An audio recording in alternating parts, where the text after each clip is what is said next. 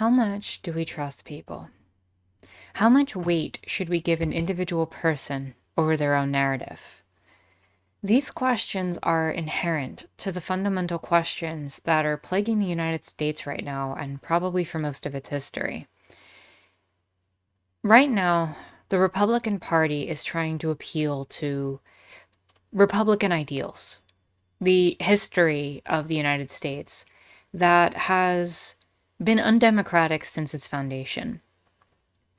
With this call against voter fraud, the only path to victory that the Trump administration really has left is to dismiss entire electoral votes and to dismiss the democratically elected president of the United States by appealing to an old tradition in which if a president did not get 270 electoral votes, they are forced through Congress to have the House of Representatives determine who is the president based on state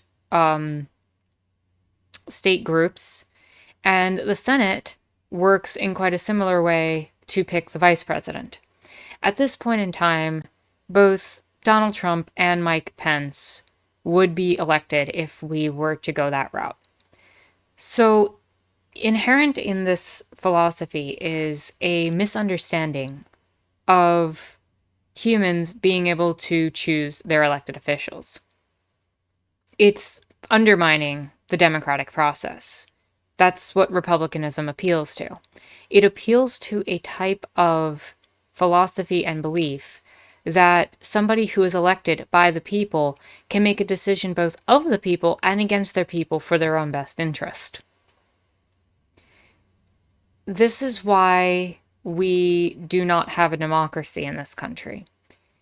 The founders of the United States felt quite the same way, that people were brutish, that they would form mobs, that there would be a tyranny of people where the 51% would dominate the 49%, and there would be no real consensus in this country. So we choose betters to make the better decision for us. And these betters happen to be the people who have the most to gain from that position and status. I don't think the Trump administration particularly cares in this particular case whether or not they're appealing to republicanism or democracy. They just want to maintain power. I think the Democrats are quite the same way.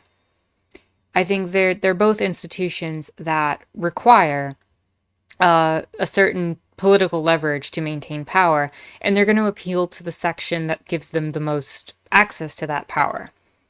The Electoral College in recent times has appealed for the Republicans. They're going to appeal to Republican traditions. If the Democrats were in a similar position, they would take that up as well. But the Democrats right now have an advantage by adhering to true democracy and making sure people vote and going against the Republican positions of denying people certain voter registrations and constantly checking people's IDs and everything that harkens back to a lot of the very, very negative times, of poll taxes and voter ID registrations and all this other stuff. Republicans want to suppress vote, Democrats want to raise them up. That's the political position we're in right now. And we on the left are sitting in a position where we have to fundamentally trust the human condition. We have to answer that question as we trust people. Because we want states of lack of governance like anarchy and communism that brings us to a position where we have to trust our fellow human beings around us. We have to trust that they're not just going to hold their own self-interest in heart, but the self-interest of a community, of the betterment of the human condition. We have to, on some level, fundamentally believe that people are good. And that people's narratives about themselves should be taken as valuable. If we don't, then what is the reason that capitalism has made us so fundamentally distrustworthy of each other? It has to be capitalism that's done that. Otherwise, where else do we find ourselves? And inherent to the Republican and conservative and right-wing position is the idea that humans humans are already flawed. You go back to a lot of the philosophers, Locke, Hobbes, even Thomas Paine, and all of the people who founded the United States, especially from the more federalist perspective. There's an inherent distrust in people to work things out, to have conversations, to make active compromises, to do things on their own without some sort of authority or institution or lesser evil of governance to come down on people. But as I've stated before, it's always people with money and wealth and status who are the people who come down on that. And they enforce narratives that force a certain moral code. Law is a moral code. Law is morality codified. And when you come to that conclusion, you realize that the justification for a monarch was simply that they were divinely inspired and they had greatness. The value in an aristocracy or oligarchy is a certain privileged knowledge class or wealth class that says we're better and therefore we deserve to rule. Inherent in our republic is some form of bizarre meritocracy where every individual person believes they've made it on their own and they deserve the wealth that they've gained, even if it was inherited. They have to believe that in order to believe their privileged position. I don't think we on the left have that luxury. We have to look at capitalism as what it is, an evil force that corrupts people. The state as a sort of violent means that inherently corrupts itself through the corruption of power over other individuals. Humanity, from my perspective, is good. It has to be, or else we couldn't achieve the positions that we're looking for. And when we examine something like social justice within this country, the Republican ideal speaks volumes about how they mistrust the individual narratives of people. There is no racism. There is no sexism. That's all in your head. You're making that up. Your gender identity is not what you think it is, it's what I tell you it is. These are the inherent positions of conservatism. They know better. They think that they're better. And they think that their opinions make them valid. Whether scientific consensus agrees with them or not, their opinions make them more valid because they know the truth, the one truth. And however they come to that conclusion, they feel like they can speak over the voice of a bunch of other people to tell other people how they should live their lives or not. And within the social justice sphere and those of us on the left, we have come together and collected and raised our voices and need to keep doing so in a way that says and affirms, no, this isn't just one person, and even if it was, so what?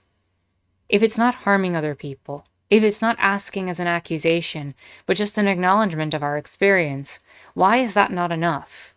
But as we come together as groups and we start to see, hey, there really is a thing called racism. Hey, there really is a thing called sexism. Hey, there really is this thing called transphobia.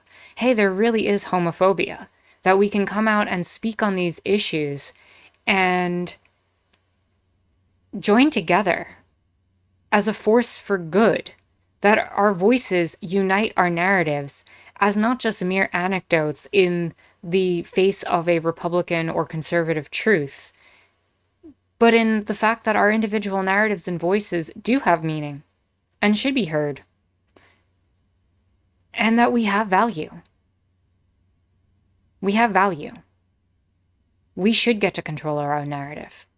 Science has backed us up. We're not advocating speaking towards hate and harm. We're not advocating towards speaking out against another person's lived experience. We are identifying with our own experience and our own understandings of the world around us. And that should be validated.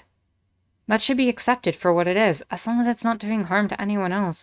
Why is it anyone else's business? I trust people. I have to. I believe in a world where we will eventually abolish the state. I believe in a world where, with enough time and healing, we'll be able to commune with one another and think about the understanding of exploration, of science, in a population and world where people are fed, clothed, housed, accessibility is reached for as many people as possible, where opportunity is even across the board, as close to even as close to the board. That this is a goal that we should be striving for, that we should be reaching out for this ideal, and that we should be maintaining something better than having people in authority dictate to us who we are, who we get to be, how to live our lives, how we should dress, how we should act, how we should maintain ourselves. There is a big difference between someone in a position of authority speaking out and saying, my morality is the only morality, my truth is the only truth, and someone else who is merely asserting, my truth is mine, please validate me. Trust people. We need to trust people, especially on the left. And so my question for everyone today is, how do we bring people back to believing into the inherent goodness of people? If they've never believed it before, how do we convince them of that? How do we convince them that our acts are not nefarious? How do we get people to trust one another, to have conversations, to not just speak these political speaking points that have been told to them by their superiors, who deem them too foolish to know any better than to just listen to these narratives and to actually listen to what's in their heart and see the goodness in other people just as they can see it in themselves.